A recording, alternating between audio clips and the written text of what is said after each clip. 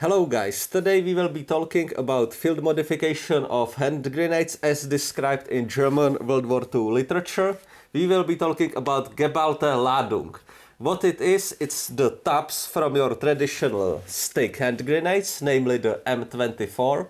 But this technique it's already described from World War I, when Germans were using it with their M15 grenade. The concept is very simple. What you do is that you take your one complete stick hand grenade and to its head you adding more of the charges from another hand grenade.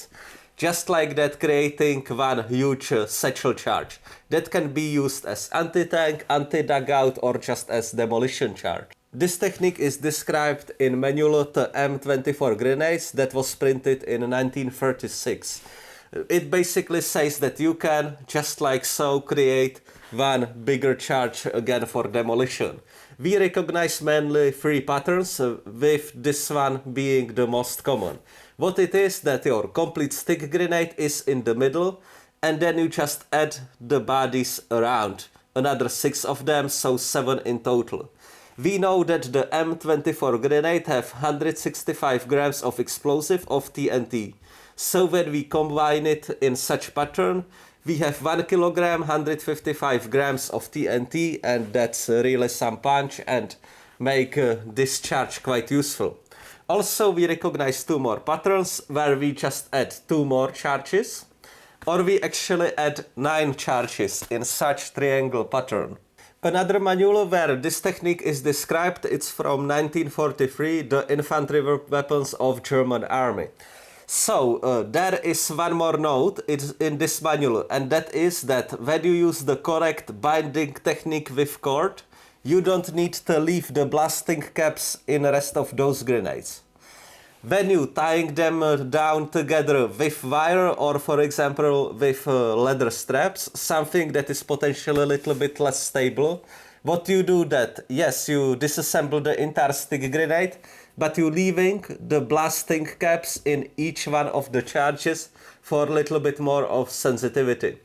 Why the M24 grenade was chosen for this technique, it's very simple, because it's basically offensive type of hand grenade and there is very little shrapnel, there is only the outer body of the grenade without any thick wall.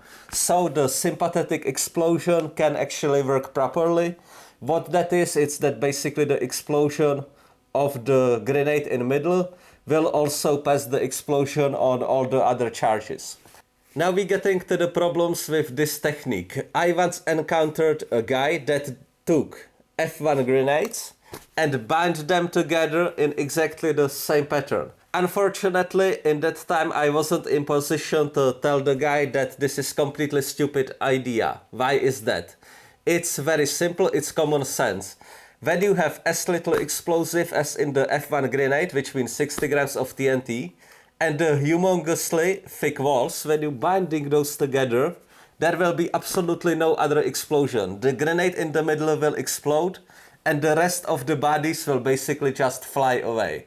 Of course, the Soviets in World War II thought, wow, this is a smart idea. So let's take our RGD-33, keep the frag jackets on, and bind them exactly in the same pattern. Mind you, RGD-33 have only 80 grams of TNT. So when we talk that M24 have 165 grams, the RGD-33 have only half of that. On top of that, what they were doing mostly was to leave the additional frag jackets on the RGD-33 and bind them in such pattern. The effect was exactly the same. That once the grenade in the middle explode, the rest just fly away 2-3 meters and there is absolutely no benefit in doing that. But since I've seen this technique many years ago done with F1 grenades, I always thought that it would be interesting to try this technique with some proper grenades. So what happened over time was that I collected enough RG-42 bodies to try that. From basically leftover grenades where the UZRGM fuses were used for some other purposes. So I just collected enough of those to try to recreate this.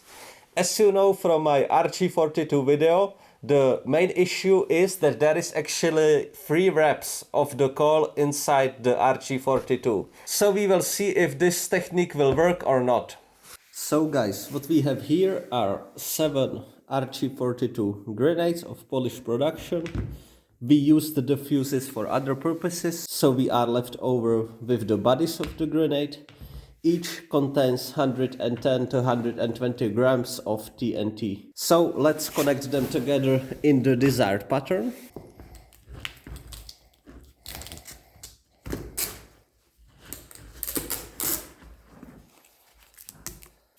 So here is our charge, put it together. Okay guys, the type of charge that we will be testing today is like so. It's made out of 7 bodies of RG42 grenade. What I always wondered of is how actually the explosion passes from one charge to another and what it can actually do. So our target situation is around here, like so.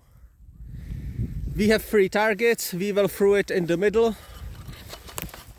What we're wondering is the splash pattern and how big the explosion will actually be. I'm taking the fuse, will put it into the middle shaft. Of course you need to bend the spoon to even be able to insert it.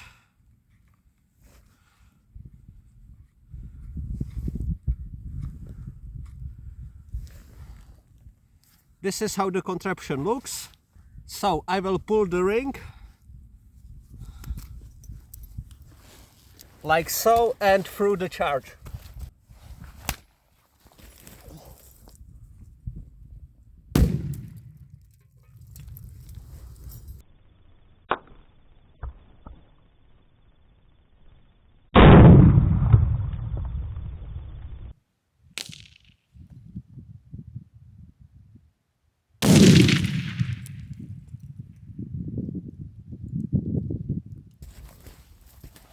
Shrapnel still raining from the sky.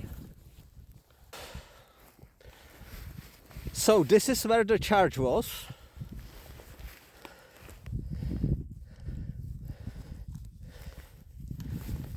We can see really a lot of shrapnels. What we can see here, that the explosion actually wasn't passed to all of the grenades.